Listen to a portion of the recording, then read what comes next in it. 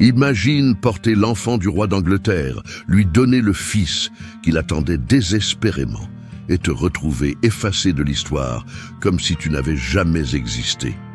Bessie Blount a vécu exactement ça, et ce qui lui est arrivé après va te glacer le sang. L'année 1518 à la cour d'Henri VIII ressemblait à une scène de théâtre permanente où tout le monde jouait un rôle, mais personne ne connaissait vraiment la fin de la pièce. Les couloirs du palais de Greenwich bruissaient de rumeurs, de complots murmurés derrière des tapisseries flamandes qui valaient plus que la vie de 10 hommes, et au centre de ce tourbillon doré se tenait une jeune femme qui ne savait pas encore que son destin allait basculer de la manière la plus spectaculaire et la plus cruelle qui soit. Elizabeth Blount, que tout le monde appelait Bessie, avait à peine 17 ans quand elle est arrivée à la cour comme dame d'honneur de la reine Catherine d'Aragon, et elle possédait cette beauté particulière qui faisait tourner les têtes sans même qu'elle le veuille.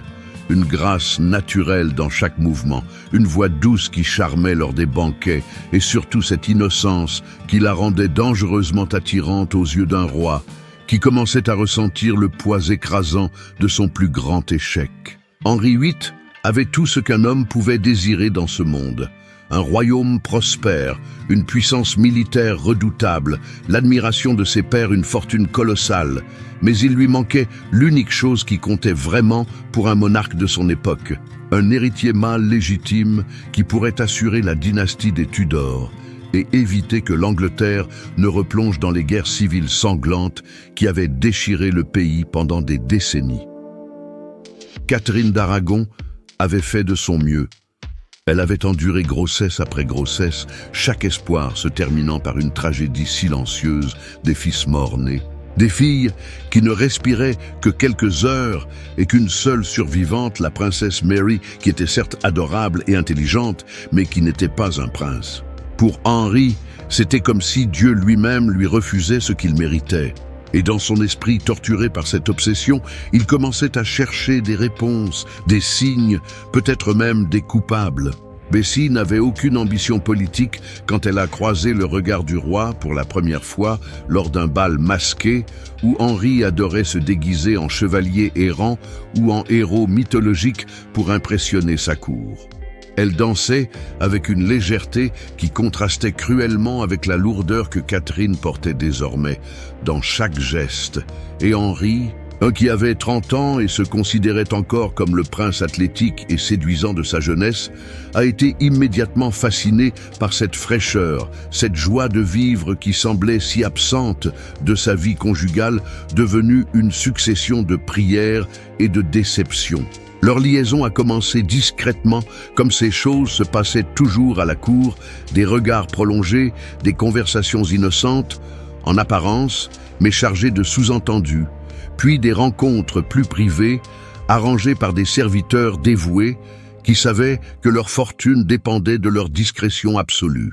Catherine savait évidemment qu'elle savait parce qu'une épouse royale n'était jamais vraiment dupe des écarts de son mari, mais elle faisait ce que toutes les reines avant elle avaient fait. Elle gardait sa dignité, elle priait pour que cette passion s'éteigne comme les autres avant elle. Et elle continuait à sourire lors des apparitions publiques comme si son cœur ne se brisait pas un peu plus chaque jour. Bessie, de son côté, était prise dans un tourbillon d'émotions contradictoires parce qu'être l'objet de l'attention d'un roi apportait des privilèges immenses, des robes somptueuses, des bijoux qui faisaient pâlir d'envie les autres dames de la cour, une influence soudaine qui transformait les gens autour d'elle en courtisans empressés. Mais cela signifiait aussi devenir une cible, un sujet de conversation dans chaque salon, une rivale potentielle pour toutes celles qui rêvaient de capturer le cœur royal. Et surtout, cela signifiait vivre dans l'incertitude permanente de savoir combien de temps cette faveur allait durer. Puis est arrivé ce moment que personne n'attendait vraiment, ce moment qui allait tout changer, quand Bessie a réalisé qu'elle portait l'enfant du roi d'Angleterre et que cet enfant, contrairement à tous ceux que Catherine avait perdus, semblait vouloir s'accrocher à la vie avec une ténacité remarquable. On peut imaginer la terreur qu'elle a dû ressentir à cet instant précis, cette révélation qui pouvait soit l'élever au-dessus de toutes les femmes du royaume, soit la détruire complètement selon l'humeur du roi et les machinations de la cour. Henri a été informé rapidement et sa réaction a été complexe. Un mélange d'excitation et de frustration parce que voilà la preuve vivante qu'il pouvait engendrer un fils en bonne santé, que le problème ne venait pas de lui, mais de Catherine. Et en même temps, cet enfant serait illégitime, un bâtard royal, certes, mais pas l'héritier dont il avait besoin pour sécuriser son trône. La grossesse de Bessie a été gérée avec un soin méticuleux et une discrétion relative. Elle a été éloignée de la cour principale et installée dans un manoir confortable où elle pouvait mener sa grossesse à terme, loin des regards indiscrets et surtout loin de Catherine, qui n'avait pas besoin qu'on lui rappelle constamment cet échec supplémentaire. Les mois ont passé lentement pour Bessie, isolée dans ce lieu doré mais solitaire, entourée de serviteurs et de sages-femmes qui la traitaient avec déférence, mais qui lui rappelaient aussi qu'elle n'était qu'un instrument dans un jeu beaucoup plus grand qu'elle. Et pendant ce temps, à la cour, les paris allaient bon train sur le sexe de l'enfant à naître, parce que si c'était un garçon, cela changerait tout. Même s'il ne pouvait pas hériter légalement du trône, sa simple existence serait une arme politique redoutable. Le 15 juin 1519, après des heures de travail dans cette chambre étouffante où les tapisseries avaient été tirées pour préserver l'intimité et où seules les sages-femmes les plus expérimentées étaient autorisées à entrer, Bessie Blount a donné naissance à un garçon en parfaite santé. Un bébé qui hurlait avec une vigueur que personne n'avait entendue dans les naissances royales depuis bien trop longtemps. Henri a été fou de joie quand la nouvelle lui est parvenue. Il a immédiatement fait célébrer cet événement comme une victoire personnelle contre le destin, comme la preuve divine que sa lignée était forte et capable de produire des héritiers mâles vigoureux. Et il a donné à cet enfant illégitime un nom qui résonnait comme une déclaration, Henry Fitzroy, ce qui signifiait littéralement Henri, fils du roi, un nom qui ne laissait aucun doute sur la paternité et qui affirmait fièrement ce lien de sang, malgré l'absence de légitimité matrimoniale. Pour Bessie, ce devrait être le moment de triomphe absolu. Elle venait d'accomplir ce que la reine d'Angleterre elle-même n'avait pas réussi à faire. Elle avait donné un fils au roi, mais au lieu de la gloire qu'elle aurait pu espérer, elle a commencé à comprendre très rapidement qu'elle était maintenant devenue une complication, un rappel embarrassant d'une relation qui n'avait plus vraiment de raison d'être maintenant qu'elle avait rempli son rôle biologique. Henri a été généreux, il faut lui reconnaître ça. Il a accordé à Bessie des terres, des revenus confortables qui assureraient son avenir et celui de sa famille, mais il a aussi fait quelque chose de remarquablement calculé et froid. Il l'a mariée très rapidement à un noble nommé Gilbert Talboys, un homme dont la principale qualité était d'être suffisamment ambitieux pour accepter d'épouser l'ancienne maîtresse du roi et d'élever l'enfant d'un autre homme en échange de faveurs royales et d'une position sociale améliorée. Ce mariage arrangé était la solution parfaite pour Henri, parce qu'il résolvait élégamment le problème que représentait Bessie. Elle était désormais respectablement mariée, donc plus un scandale potentiel. Et en même temps, elle était suffisamment éloignée de la cour pour ne pas rappeler constamment à Catherine cette humiliation. Et surtout pour ne pas compliquer les choses si jamais Henri décidait de chercher une solution plus radicale à son problème de succession. Bessie a accepté ce mariage parce qu'elle n'avait pas vraiment le choix. Refuser aurait été impensable et aurait pu mettre en danger non seulement sa position, mais aussi son fils. Alors elle a épousé Gilbert Talboys dans une cérémonie discrète et elle est partie vivre dans le Lincolnshire, loin des fastes de la cour, loin du roi qui l'avait aimé puis écarté avec la même facilité avec laquelle on change de vêtements selon les saisons. Pendant ce temps, le petit Henry Fitzroy grandissait sous la protection directe du roi, qui le couvrait d'honneur, d'une manière qui devait être terriblement douloureuse pour Catherine et pour la princesse Mary. Il a été fait duc de Richmond et Somerset à l'âge de 6 ans seulement, avec des cérémonies somptueuses qui ressemblaient dangereusement à celles qu'on réserverait normalement à un prince héritier légitime. Et il a reçu sa propre maison royale, son propre conseil, tous les attributs d'un futur roi, même si légalement, il ne pouvait pas monter sur le trône. Henri envoyait un message clair à tout le royaume et à l'Europe entière. Il pouvait avoir des fils forts et vigoureux.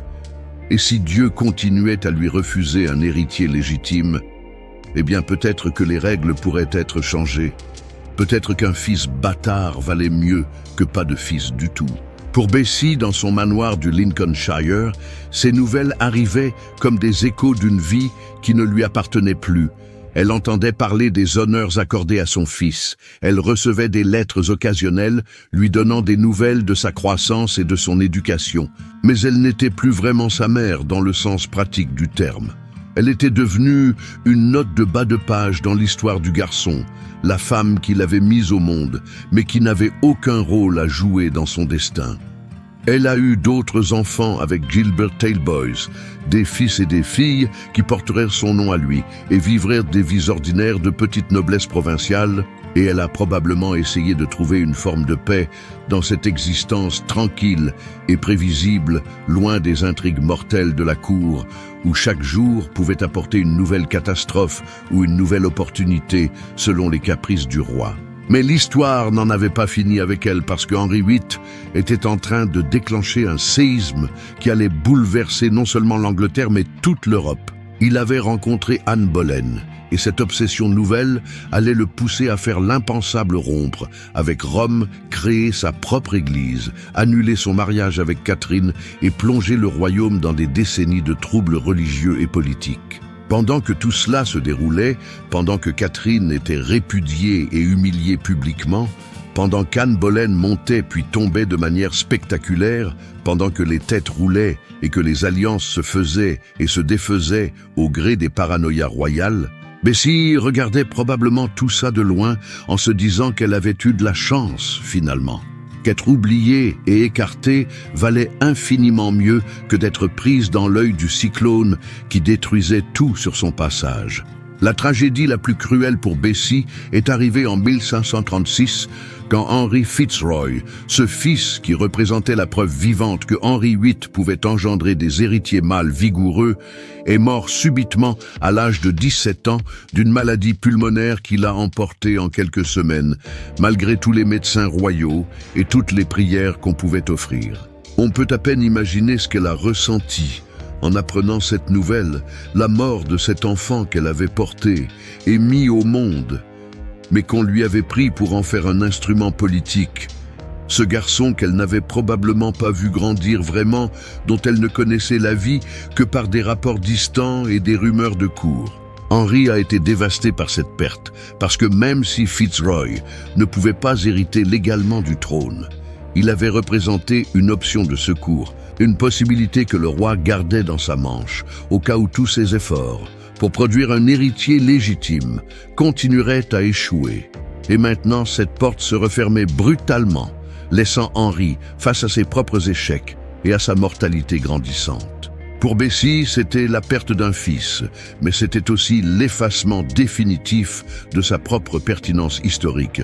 Parce que si Fitzroy avait vécu, s'il avait joué un rôle important dans les événements tumultueux qui allaient suivre, elle aurait peut-être été rappelée, consultée, reconnue, mais avec sa mort, elle redevenait complètement invisible, juste une ancienne maîtresse parmi tant d'autres, dans la longue liste des conquêtes d'un roi qui était maintenant complètement obsédé par sa nouvelle épouse Jane Seymour, qui venait enfin de lui donner ce fils légitime, tant attendu, le futur Édouard VI. Gilbert Talboys est mort en 1530, et Bessie s'est remariée avec un homme nommé Edward Clinton, qui allait devenir Lord Admiral et avoir une carrière politique remarquable, ce qui lui a redonné une certaine position à la cour, mais c'était une position construite sur ses propres mérites et sur ceux de son nouveau mari. Pas sur sa connexion passée avec le roi, qui maintenant ne voulait probablement même plus entendre prononcer son nom, parce que rappeler Bessie signifiait rappeler Fitzroy.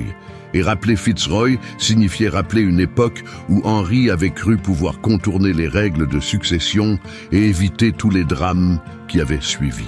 Elle a vécu assez longtemps pour voir Henri VIII descendre dans la folie paranoïaque de ses dernières années, épouser et répudier ou exécuter femme après femme dans sa quête désespérée d'héritier et de stabilité, transformer l'Angleterre d'un royaume catholique prospère en un État protestant instable, secoué par des rébellions et des purges sanglantes. Et probablement qu'elle regardait tout ça en se demandant comment sa propre vie aurait été différente si les choses s'étaient passées autrement, si Fitzroy avait vécu, si Henri avait été moins obsédé par la légitimité, si elle-même avait été née dans une position différente qui lui aurait donné plus de contrôle sur son propre destin. La réalité cruelle pour les femmes de cette époque même, celle qui avait l'honneur douteux d'attirer l'attention d'un roi, c'était qu'elles n'étaient jamais vraiment maîtresses de leur propre histoire. Elles étaient des pièces qu'on déplaçait sur un échiquier dont les règles étaient écrites par des hommes pour servir des hommes. Et même quand elles réussissaient à accomplir quelque chose d'extraordinaire, comme donner un fils au roi d'Angleterre, cette réussite pouvait être retournée contre elles ou simplement effacée de la mémoire collective parce que ça arrangeait mieux le récit officiel. Bessie Blount est morte vers 1540. La date exacte est incertaine, comme beaucoup de choses concernant sa vie après qu'elle a quitté la cour, et elle a été enterrée dans une relative obscurité, loin des tombeaux somptueux et des monuments que Henri faisait ériger pour ses épouses légitimes, même celles qu'il avait fait exécuter. Son histoire aurait pu être complètement oubliée si ce n'était pour les documents d'archives qui mentionnent brièvement sa liaison avec le roi et la naissance de Fitzroy.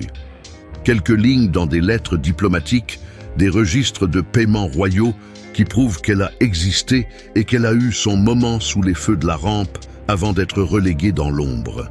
Ce qui rend son histoire particulièrement fascinante et tragique, c'est ce contraste brutal entre l'importance immense qu'elle a eue pendant un bref moment quand elle portait l'espoir d'une dynastie et l'oubli presque total qui a suivi, comme si accomplir l'impossible, donner au roi le fils qu'il désirait désespérément, n'avait finalement aucune importance parce que ce fils n'était pas né du bon ventre, du ventre couronné et béni par l'Église, qui seule pouvait donner de la légitimité à un héritier. Elle a été la première à prouver qu'Henri pouvait avoir des fils. Et cette preuve a déclenché une chaîne d'événements qui allait changer l'histoire de l'Angleterre. Parce que si Henri n'avait pas eu cette confirmation que le problème venait de Catherine et non de lui, peut-être qu'il n'aurait pas eu le courage ou l'arrogance de poursuivre son divorce catastrophique, peut-être que toute la réforme anglaise aurait pris un cours différent. Bessie Blount a donné au roi d'Angleterre exactement ce qu'il voulait, et en récompense, elle a été écartée, mariée, oubliée. Son fils est mort jeune, ses propres traces ont presque disparu de l'histoire. Et aujourd'hui, presque personne ne connaît son nom. Parfois, accomplir l'impossible ne suffit pas quand tu nais du mauvais côté de l'histoire.